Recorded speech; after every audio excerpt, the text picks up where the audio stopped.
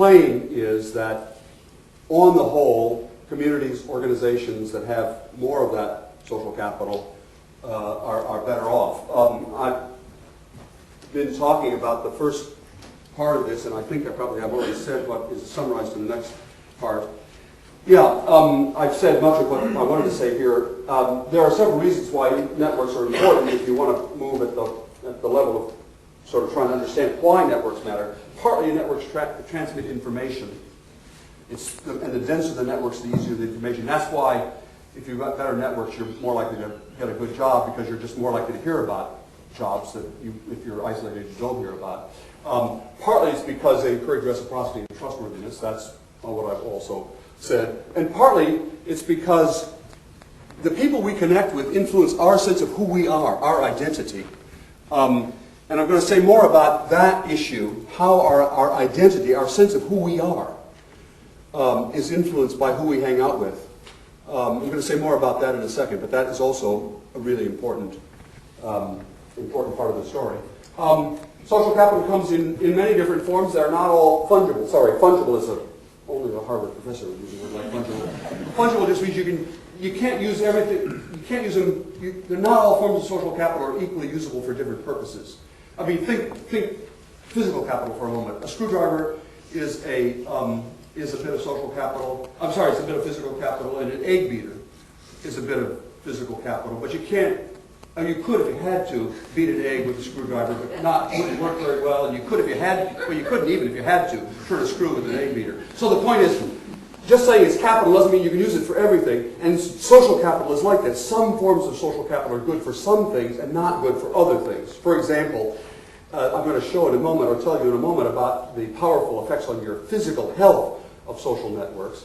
It's mostly the big effects of social networks on your health come from informal sorts of social networks, people you hang out with, or your family, or close intimate friends. I'm also going to say that social capital is important for the functioning of democracy, how well democracy or governments work. But that isn't so much the friends part of social capital, it's more the organizational part of social capital. So social capital is not just a single thing anymore than physical capital is a single thing. It's a label for lots of different things which all share the fact that they are capital. And of course, just saying that something is useful doesn't say it's always good for everybody. There are forms of social capital like the Ku Klux Klan or Al-Qaeda that is for sure social capital that are being used effectively, all right, but not necessarily for good purposes. And I've been, because of the book Bowling Alone, I'm associated with talking about bowling leagues. You know what I mean by bowling? You know what I mean by bowling? Right, got it. Okay. And bowling leagues, and I've been associated, and you know, I am now actually the world's leading expert on bowling. I get total. I'm also the world's leading collector, inadvertently, of bowling tchotchke, bowling paraphernalia. So people, total strangers, send me bowling pins and bowling balls and bowling salt and pepper shakers and gutter humor, the collection, the encyclopedia of bowling jokes, and so on. I'm not actually making that up. That's true. Well, actually, everything I'm saying is true, and that's one of them. I'm associated with talking about how important bowling leagues are for the state of American society. One of my former students, actually, reflecting on the fact that not all social capital is used for good purposes, reported in a front-page story in the New York Times, a review of another book, not me, but somebody else, the fact that, I take it as a fact, that Tim McVeigh, the guy who did the bombing in Oklahoma City about 8 or 10 years ago, that blew up this federal building and hundreds of people killed, cooked up the plot in a bowling alley in Oklahoma City. The last line in this story by this former student of mine was, "We all would have been better off if Tim McVeigh had gone bowling alone." And that's of course true, and it's one of these little short snippets that turns out to be deeply true, because what he was capturing is Tim and his friends were social capital. That Tim could not have blown up that building without the trust and reciprocity and cooperation of the other people in that network. And it enabled him to get stuff done he couldn't have otherwise gotten done, but it was bad in general. So what I'm trying to call attention to is just saying something is social capital does not mean that it's being used for good purposes always. And that's true for all forms of capital. I mean, tools, for example, a screwdriver is normally used for fixing things, but you could use a screwdriver for damaging purposes. And so just saying something is social capital doesn't mean we could kind of close our mind to whether this little particular bit of social capital, this network or whatever, is being used for good purposes or bad purposes. But it turns out that just like screwdrivers are mostly not used as weapons, but mostly used for good purposes, most social capital tends to be used for pro-social purposes. Sorry, here's what I want to get to. And it turns out empirically that there is strong evidence in the U.S. and outside the U.S. that places, communities that have more social capital do a lot better. So that, for example, most indicators in the United States, most indicators of child welfare, like infant mortality or teen pregnancy or failure to thrive or how kids do in school and so on, are more strongly predicted by social capital than they are by financial capital, actually. If you have a choice as to the community into which you're going to be born, you should choose to be born in a rich place and a place with lots of social capital. That's the first story. But suppose you had a choice. You could either be born in some place that was financially rich but low in social capital, or financially poor but high in social capital. Easy choice.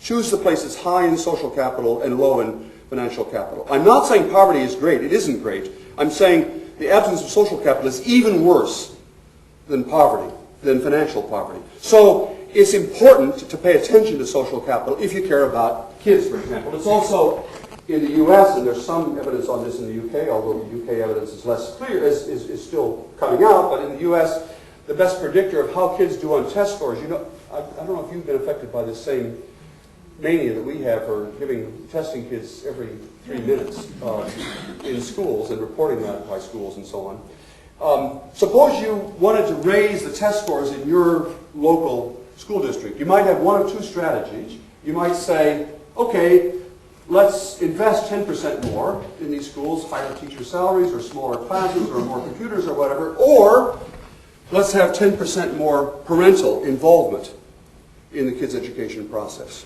All of the evidence says this is the more effective strategy.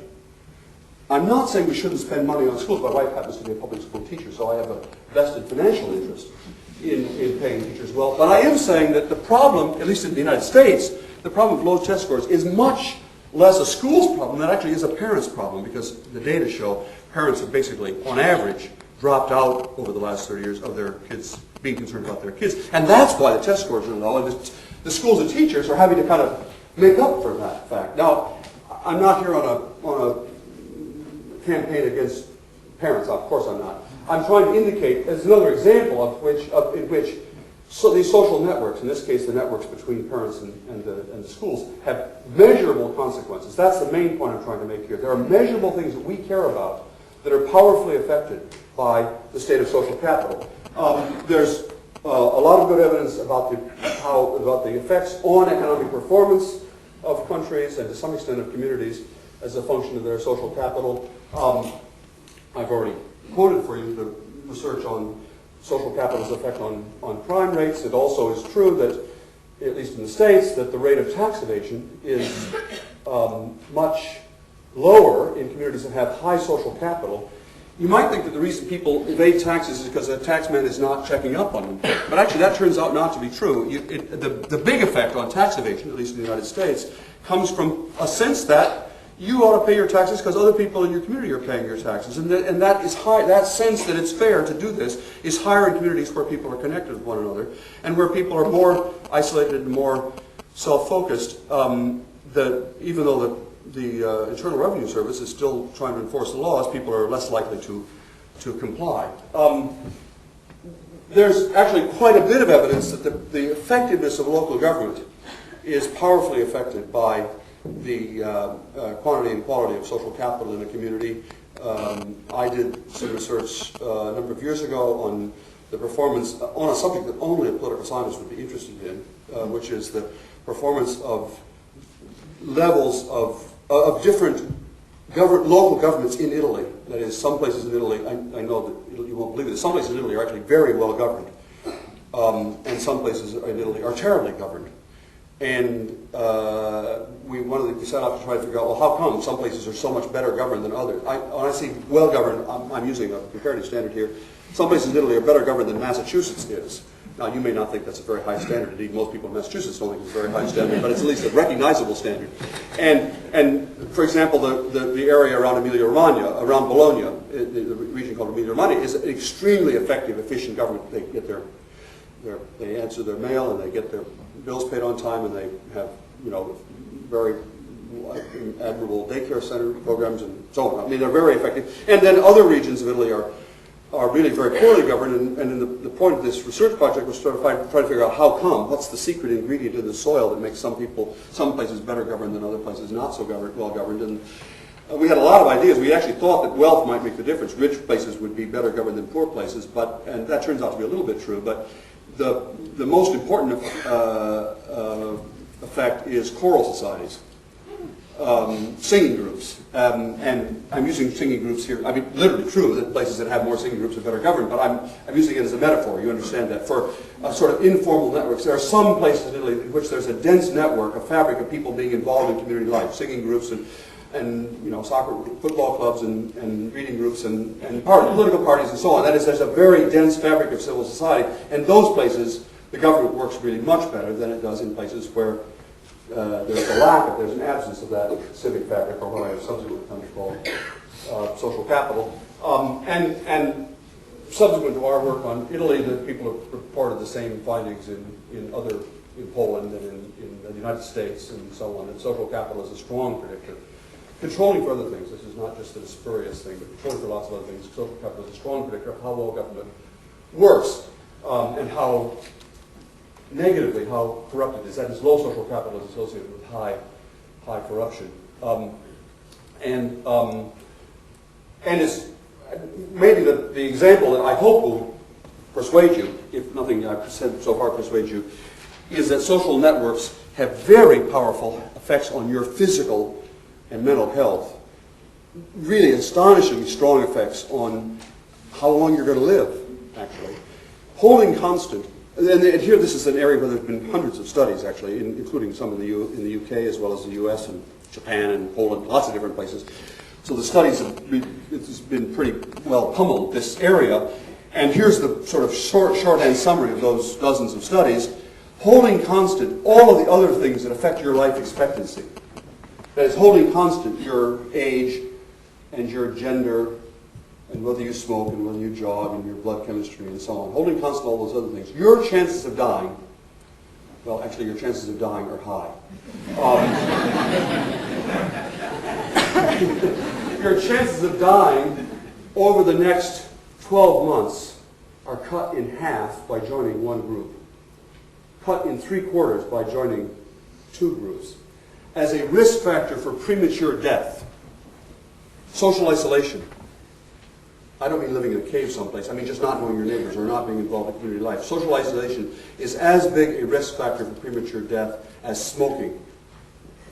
So if you smoke and belong to no groups, it's a close call as to which is the more dangerous behavior. And if you do smoke, by all means, you should join a couple of groups to make up for that effect. I'm not trying to promote smoking here. I'm just trying to say this is a big deal. Social isolation has, and it has even more powerful effects on mental health. It's a very strong predictor, social isolation, I mean, is a very strong predictor of depression. And as you may know, in many advanced countries, including mine and yours, we're in the midst of a depression epidemic. I don't mean just feeling a little blue in the morning. I mean clinically, if you know anyone who has suffered from clinical depression, you know it's a really awful disease, completely disabling, and it's up tenfold in the United States. Not just 10%, tenfold in the United States over the last generation or two, and it's directly linked to growing social isolation. Okay, well, and I have to say, lastly, that there's a lot of research, including a lot of good research in the UK. Here, there's actually better work in the UK than there is in the US on happiness, on what generates life satisfaction, and the results of that research